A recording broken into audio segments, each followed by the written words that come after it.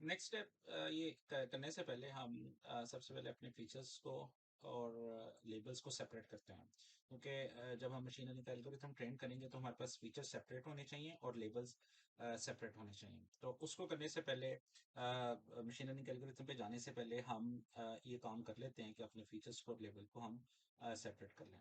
उसको सेपरेट करने का तरीकाकार ये है कि अभी अगर आप देखें हमारे पास जो डीएफ है, अगर हम इसका हेड ले लें तो आप देखेंगे कि डीएफ के अंदर हमारे पास जो नंबर ऑफ रिकॉर्ड्स हैं, ये दो जो कॉलम्स है रिक्वेस्ट और लेबल का है, एक्चुअली ये फीचर्स ये लेबल्स हैं।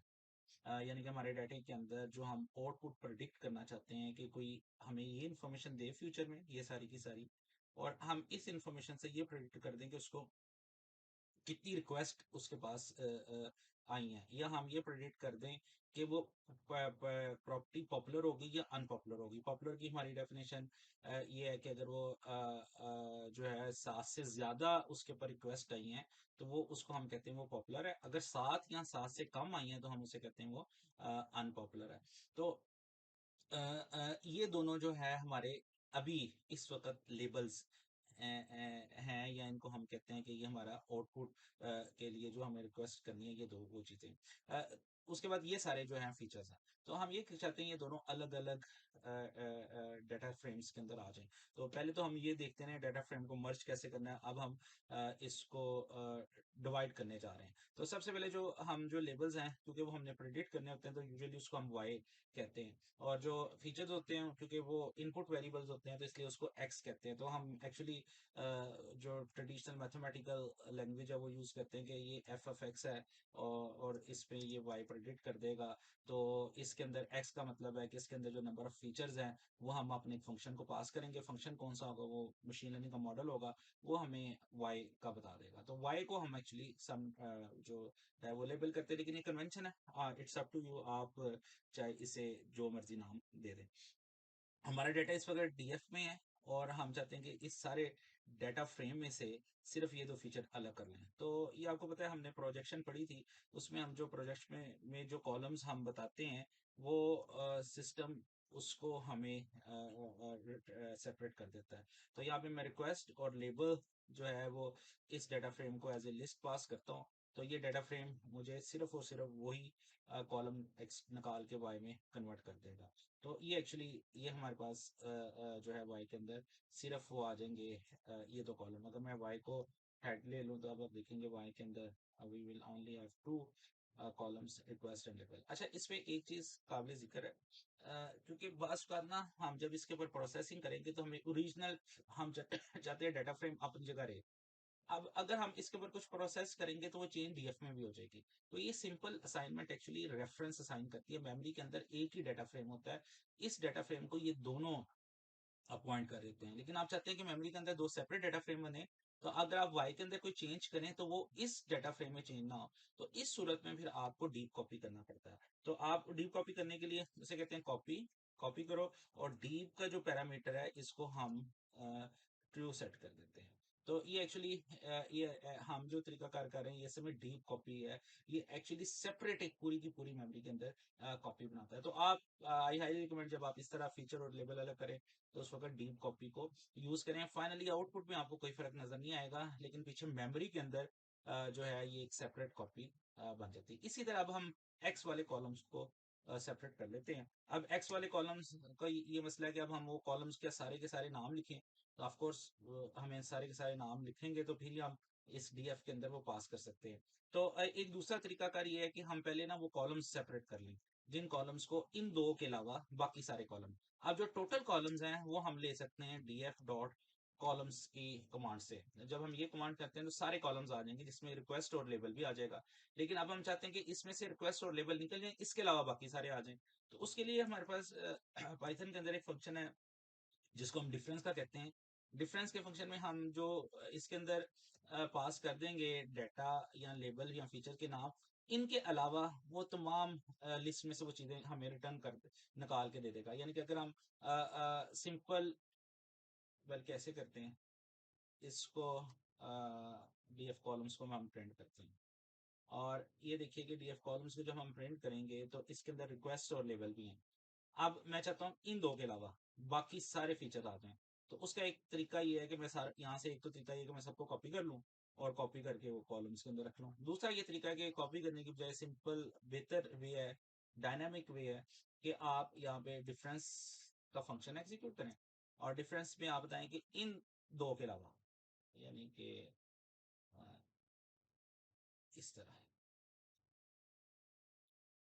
इन दो के अलावा जो है वो मुझे कॉलम रिटर्न करते हैं। तो अब क्या होगा, वो अब आप इसको चलाएंगे तो आपको रिक्वेस्ट और लेबल नजर नहीं आएगा, बाथरूम से ऑनवर्ड जो है ना ये सारे कॉलम्स की लिस्ट आ जाएगी। तो अब आप देखें इसमें से उसने निकाल दी। अब यही लिस्ट जो हमारे पास आती है इसको हम एक वेरिएबल में स्टोर कर लेते हैं, इसका नाम रख लेते हैं कॉलम्स। इस पर के कॉलम से बेहतर है एक्स कॉलम्स। और यहाँ पे एक्स कॉलम्स को हम x is equal to d f, इस लिस्ट में एक्स कॉलम्स की लिस्ट पास कर लेते हैं और इसको भी हम वैसे ही कॉपी कर लेते हैं जैसे हम जो डिस्कशन अभी हमने की है डी कॉपी से रेलिवेंट है। तो अब हमारे पास y के अंदर सिर्फ y वाले आएंगे और x के अंदर फीचर आ जाएंगे, y में लेबल्स आ जाएंगे और x में फीचर्स आ जाएंगे। तो फाइनली अब आपके पास दो एट्रीब्यूट आ गए y और x। x में फीचर्स हैं और y में लेबल है। अच्छा, इसमें एक और चीज वो ये कि अगर आप अब अभी हमारा वायर देखें और इसको रैंडमली हम 10 वैल्यूज को प्रिंट करें तो अब आपको इसके अंदर जो है ना काफ़ी वैल्यूज नज़र आएंगी जो लेस देन 20 है। कुछ वैल्यूज हैं, अगर जैसे आपने वो देखा था हमने इसका एक ड्रॉ किया था, इसके हिस्टोग्राम्स ड्रॉ किए थे, तो उस वक्त 20 से कम कुछ वैल्यूज हैं लेकिन उनकी वैल्यू कम है। तो हम चाहते हैं कि हम एक एक्स्ट्रा एक फीचर और बना लें जिससे हमें पता चल जाए कि कौन सी जो 20 वाली हैं और कौन सी 20 से कम है, यानी कि हम जो 20 से ऊपर वाली जितनी वैल्यूज है ना उनको हम समझेंगे 20 ही हैं। तो यानी कि हम तमाम 20 से ऊपर वाली वैल्यू को हम 20 पे ले जाएं और 20 से नीचे वाली जो ओरिजिनल वैल्यू हैं उनको हम नहीं छेड़ना चाहते, वो चाहते हैं ओरिजिनल ही रहें। क्योंकि जब से 20 से ऊपर चली जाती है चीज तो वो थोड़ी सी उसके अंदर जो है वो डिफरेंस वो आ जाता है। तो मुझे एक सेकंड के लिए वीडियो को शायद पॉज करना पड़े। अब हम ये चाहते हैं कि हम जो वैल्यूज 20 से ग्रेटर हों उन सबको 20 पे कन्वर्ट कर दें। इस प्रोसेस को we call it the cap. और कैपिंग हम लोग आमतौर पर हम अप्लाई करते हैं जब भी हमारे पास कुछ वैल्यूज बहुत ज्यादा हों और उन वैल्यूज का कोई मतलब ना हो, यानी कि उन वैल्यू से कोई हमें खातर ख्वाह जो है वो इंफॉर्मेशन ना मिल रही हो। तो अभी हम देखते हैं कि हम कैसे ये जो रिक्वेस्ट की जो वेरिएबल्स हैं इनको एक नया कॉलम बनाना चाहते हैं रिक्वेस्ट कैप इनके नाम से। और हम चाहते हैं कि जहाँ जहाँ रिक्वेस्ट 20 से ग्रेटर है वो सब 20 ही हो जाए। तो और बाकी जो है वो ओरिजिनल वैसे रहे। तो इसके लिए हम सबसे पहले रिक्वेस्ट के कॉलम को पिक करेंगे और उसके ऊपर अप्लाई करेंगे, क्योंकि अप्लाई का जो फंक्शन है ये हमने पहले डिस्कस किया था, डाटा फ्रेम के अंदर अवेलेबल होता है और ये हर रो के ऊपर वन बाय वन एग्जीक्यूट करता है। और जब वो फर्स्ट रो के ऊपर एग्जीक्यूट करेगा उस वक्त वो फर्स्ट रो हमें एक एक्स वेरिएबल में रिटर्न करेगा और उसको हम लैम्डा से रिप्रेजेंट कर सकते हैं।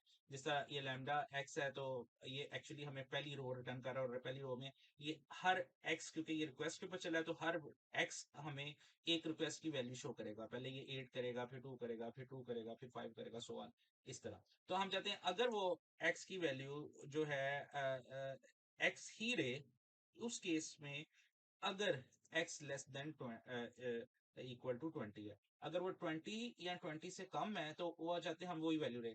लेकिन उस केसेस के अंदर 20 हो जाए, जिन केसेस के अंदर ये ग्रेटर देन है, तो वो एल्स में हम लिख रहे हैं कि यानी कि अगर जब x की वैल्यू जो है वो लेस देन 20 है तो वो x ही रहेगा, यानी कि अगर 8 है तो 8 लेस देन 20 है तो 8 ही रहेगी वैल्यू। लेकिन लेट्स से अगर इधर 28 है तो यहाँ ये वाला कंडीशन फॉल्स हो जाएगी और ये फिर एल्स में जो वैल्यू जाएगी उसमें वो 20 चली जाएगी। तो इस तरह हम जो है वो अपनी वैल्यूज को अपडेट करते हैं, लेकिन ये वैल्यूज कोई चेंज नहीं करेंगी क्योंकि फाइनली ये will this will return an a list of values that are less than 20 और इक्वल टू 20।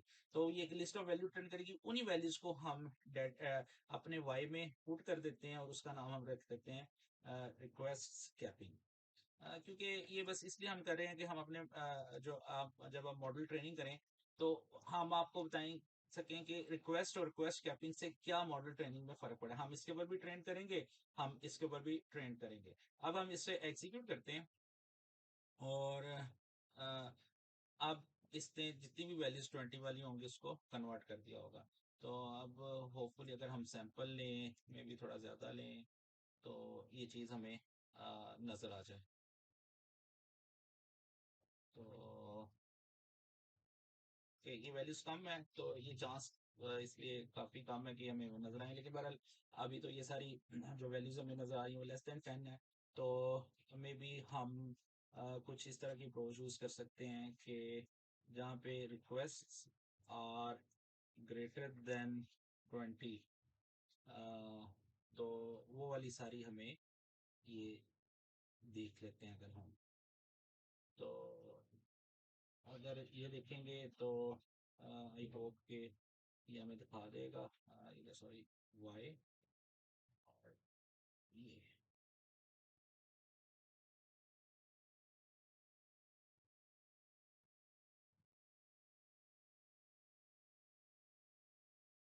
तो इसको हम देखते हैं। तो अभी ग्रेटर देन 20 रिक्वेस्ट में कोई नहीं है, तो इसका मतलब है ये वाला जो कंडीशन है वो हमारी रिक्वेस्ट में ऑलरेडी ये वाली वैल्यूज नहीं है, तो वो शायद जब हमने आउटलायर्स रिमूव किए हैं तो उसने उस वक्त भी हो सकता है इसको रिमूव कर दिया हो। तो फाइनली बहरहाल दिस इज द वे कि हम कैट किस तरह करते हैं और हम किस तरह इसको इस्तेमाल कर सकते हैं। बहरहाल अब हम नेक्स्ट चलते हैं और इसमें जो नेक्स्ट इंपॉर्टेंट टॉपिक है उसको देखते हैं, दैट इज दी स्केलिंग और नॉर्मलाइजेशन।